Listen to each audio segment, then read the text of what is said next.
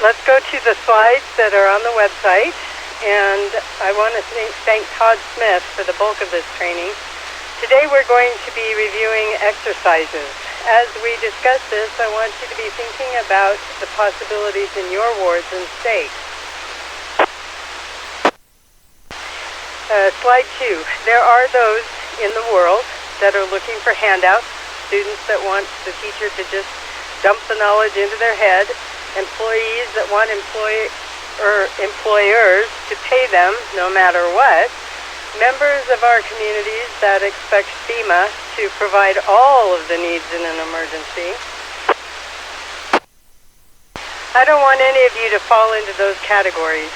When it comes to emergency communications, it does no good to sit around waiting to be ready to go. You have to put forth some effort. And tonight, I want to discuss the role exercises can have in preparing us for some future events. Slide 3. There are a number of reasons to exercise. Each of you might have different reasons. FEMA says exercises are conducted to evaluate an organization's capability to execute one or more portions of its response plan or contingency plan. From an ERC perspective, what might be some of the capabilities we need to evaluate? Communicate within a ward, stake, or coordinating council, church headquarters, and worldwide. Handle tactical and formal messages, operator activations, relaying information in poor conditions, emergency power, communications modes, such as voice, digital, GroupMe, telephone, texting, mesh core, etc. Slide 4. Here are 3 primary benefits of participating in an exercise. We are able to recognize weaknesses and strengths in our plan or process or configurations. When some element of our plan goes well, it builds and strengthens our confidence in the plan and the equipment. And exercises help to build bonds with peers. We understand better what each other's capabilities are, where we can support each other, and what to expect from each other in an emergency. It builds trust and confidence in each other. Slide 5. There are many different types of exercises. The ones listed here are the main types, but variations exist for each of these.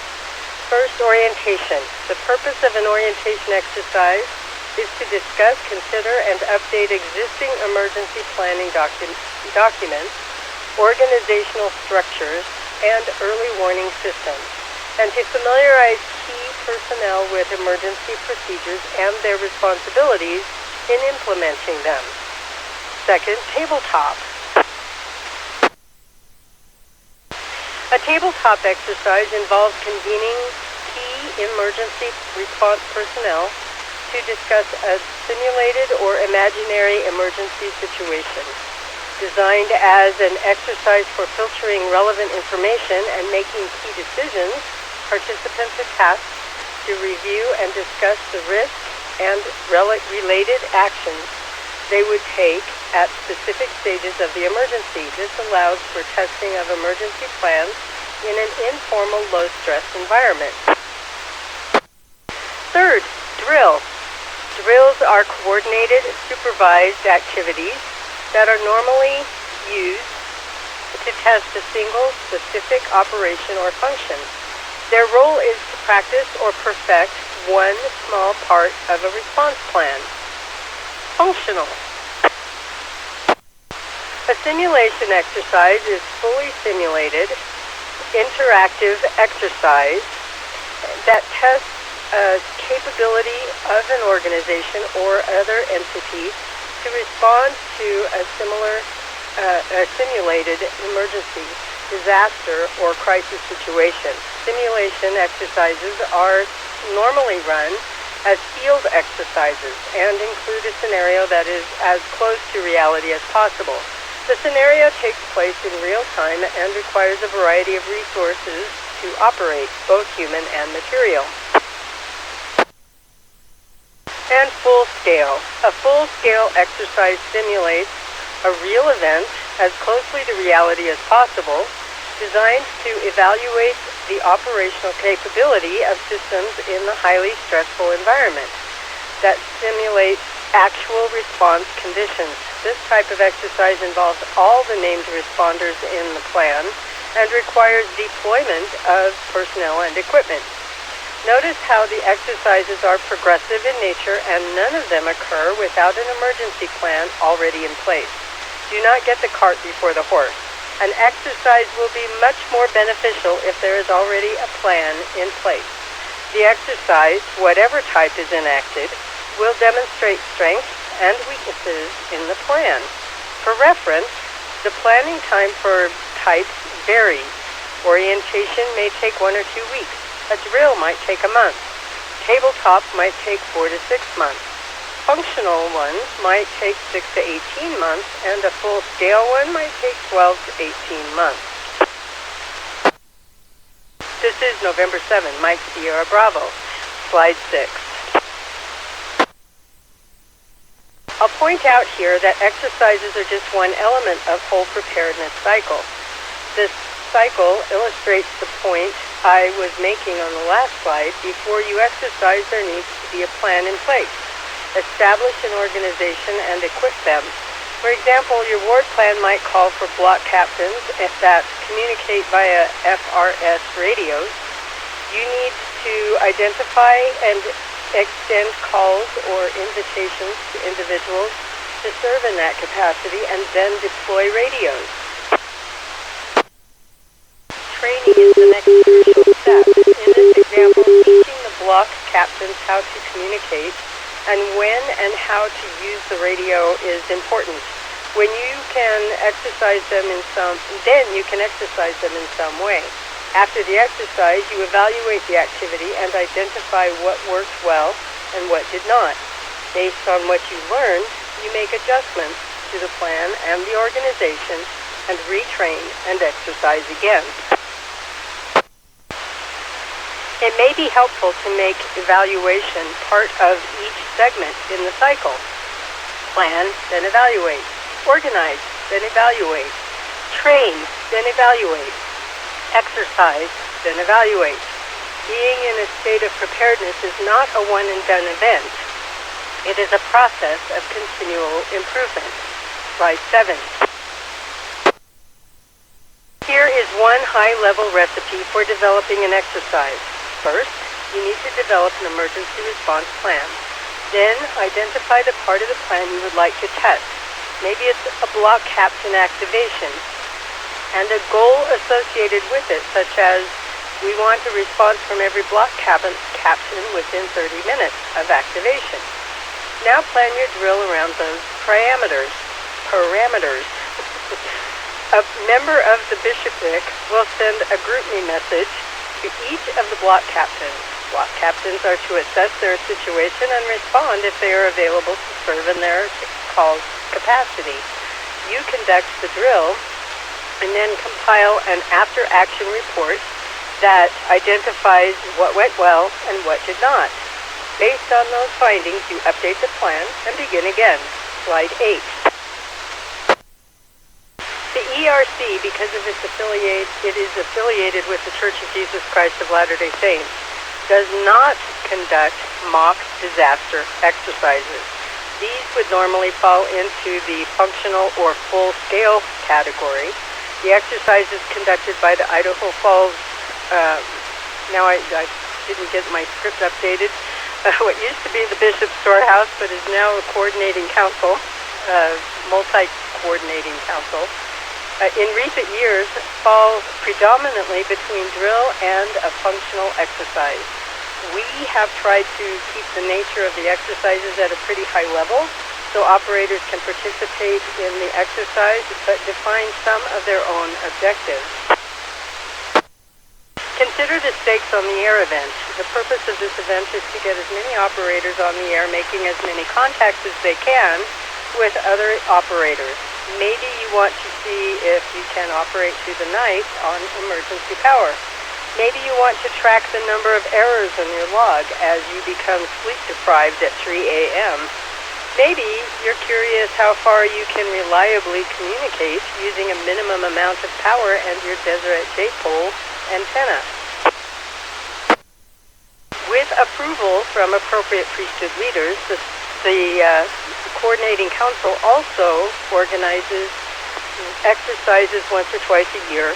These events often involve willing priesthood leaders directly and provide opportunities for stakes and wards to exercise their own emergency and communications plan. Slide 9. You may be thinking that all this sounds fine and dandy, but you're not sure how any of this applies to you. Well, this slide, I got lost. Sorry. This slide contains some scenarios you might want to consider. If your stake is not already holding a stake net, start one, or check into a neighboring stake net. Have a meeting and orient the other operators in your ward or stake. Organize a tabletop exercise in your ward or stake. Hold a tabletop or drill where you can practice a net in various roles. The scope and scale of an exercise can be anywhere from you, a single operator, to your ward, stake, region, coordinating council, or even the nation. When you sit down to participate in a net, what is your goal? It might be out of habit. That's what you always do at 8:30 on Wednesday evening. I would encourage you to check in with a purpose. Put your system on emergency power. Try a different radio or antenna. Try to be concise. Practice using phonetics. Practice writing down what is said. Use each net as an opportunity to better yourself and to improve your skills.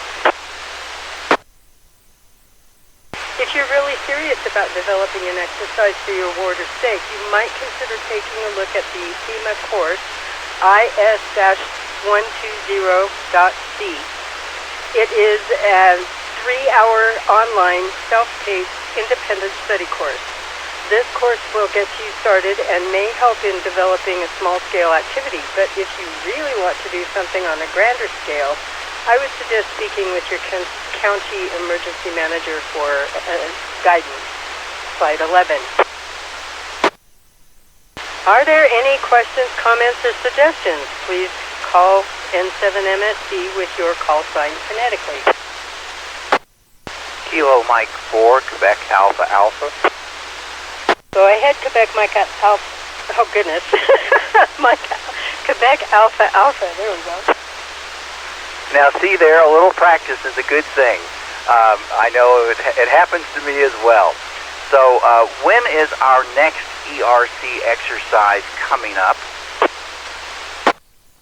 We had one we were working on for June, and then the people above us were doing some reorganizing. So we're kind of letting the dust settle and trying to get ourselves organized at the coordinating council level so that we can effectively work with them in the way needs to, and then we'll get another exercise put together. We're hoping in the fall. Okay, thanks very much for that. I look forward to it. I personally have benefited a lot with the exercises. It forces me to be able to operate my radio better and work in varying conditions, especially if I'm driving around in the car. Thanks so much for the training, KM4 QAA. You are very welcome. Any other questions or comments? Kilo Golf 7, India Oscar Oscar. Go ahead, India Oscar Oscar. Thank you.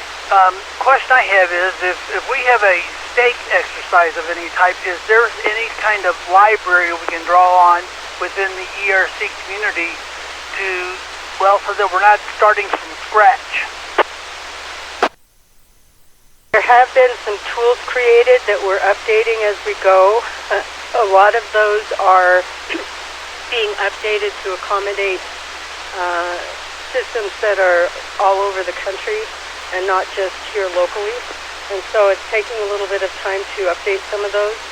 But the ideas for exercises are in the training that we've done. We've done a lot of trainings on getting people ready for the exercises.